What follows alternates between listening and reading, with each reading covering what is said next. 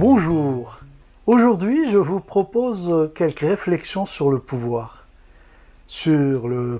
en Algérie, sur le pouvoir politique en général. Alors, qui a le pouvoir en Algérie? L'armée, comme on nous le dit? Ou alors Bouteflika? Sinon, qui? Les patrons et Haddad, par exemple?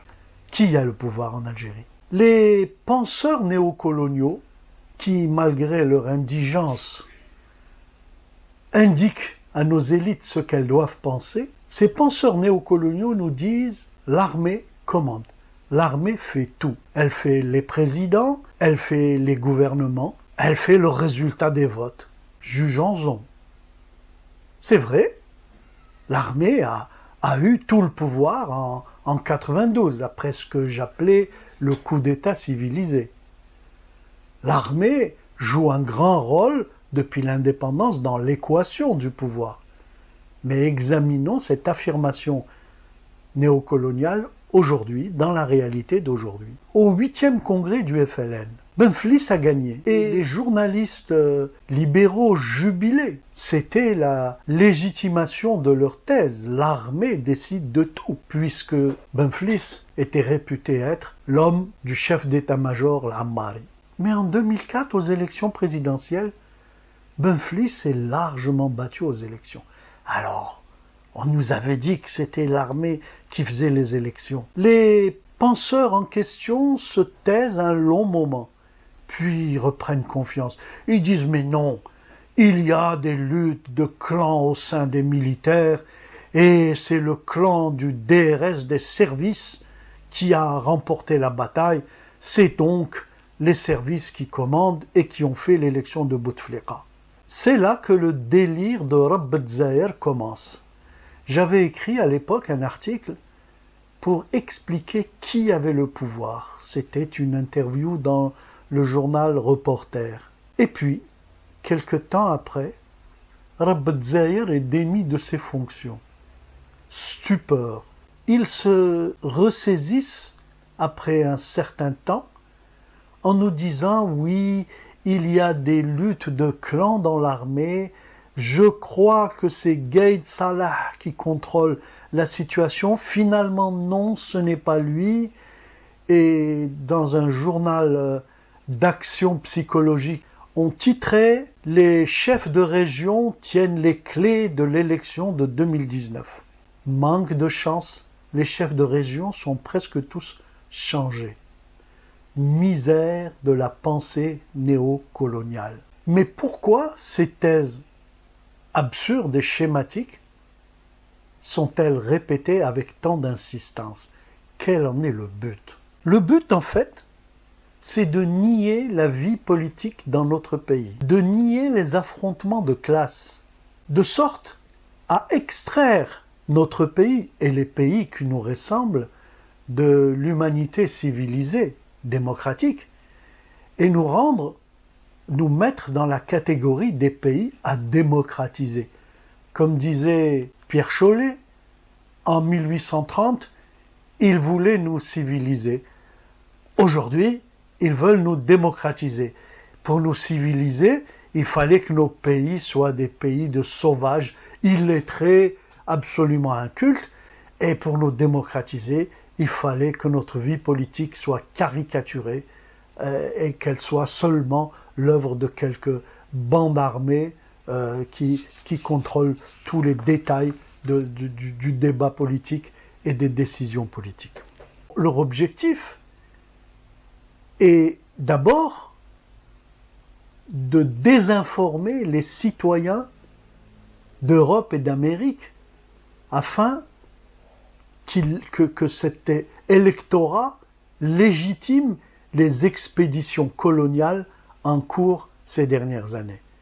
Mais leur but aussi, c'est de cultiver le complexe du colonisé de nos élites et le défaitisme de nos masses populaires, le défaitisme national après tant de désillusions, tant de déceptions après quelques décennies d'indépendance. Pourtant, il y a une vie politique en Algérie.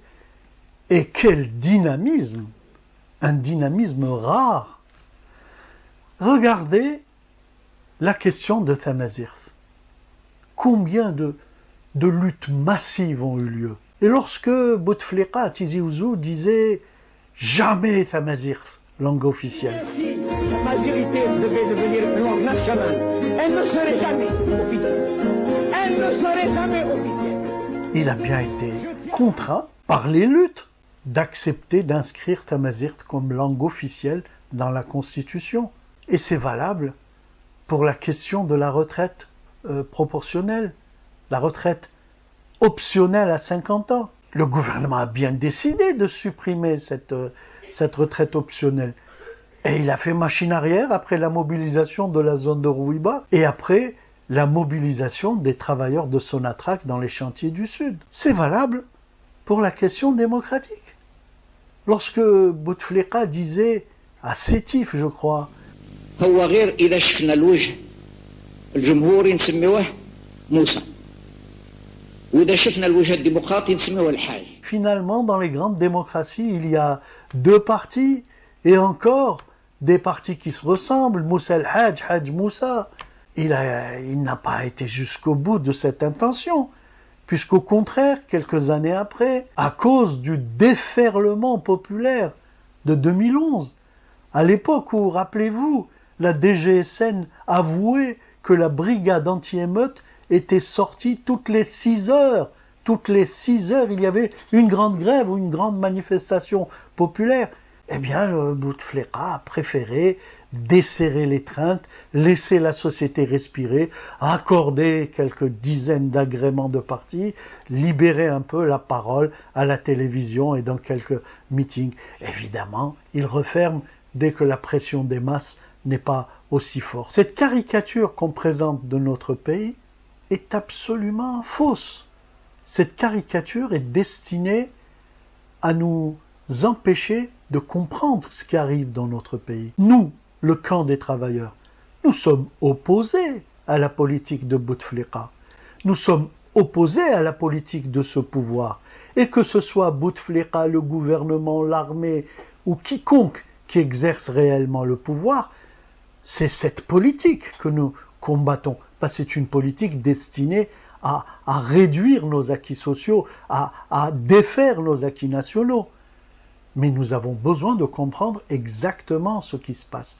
Et si les travailleurs sont pour la fraternité des peuples, si les travailleurs sont internationalistes, ils n'en sont pas moins mobilisés contre les expéditions coloniales, contre les bombardements humanitaires que préparent ces mensonges médiatiques qu'on sert en permanence dans nos médias et dans les médias internationaux. Aujourd'hui, nous avons abordé cette question, éliminer le schéma le plus courant.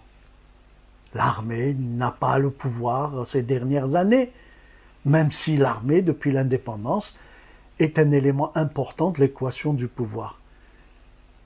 Mais le débat doit continuer, précisément. Alors, qui a le pouvoir en Algérie? Et Bouteflika, comment se fait-il qu'il soit au centre du pouvoir? Et Saïd Bouteflika, que vient-il faire là-dedans? Et d'abord, comment se fait-il que ce courant a le pouvoir et le maintient depuis toutes ces années? Comment ça marche? Nous avons besoin de le savoir, parce que pour construire un autre monde, nous avons besoin de bien comprendre comment celui-là fonctionne. La prochaine vidéo continuera la réflexion sur ces sujets et s'efforcera de répondre à la question « Pourquoi ils ont le pouvoir ?» Soyez à l'écoute et n'oubliez pas, partagez, abonnez-vous à la chaîne, commentez, participez à la réflexion. Merci.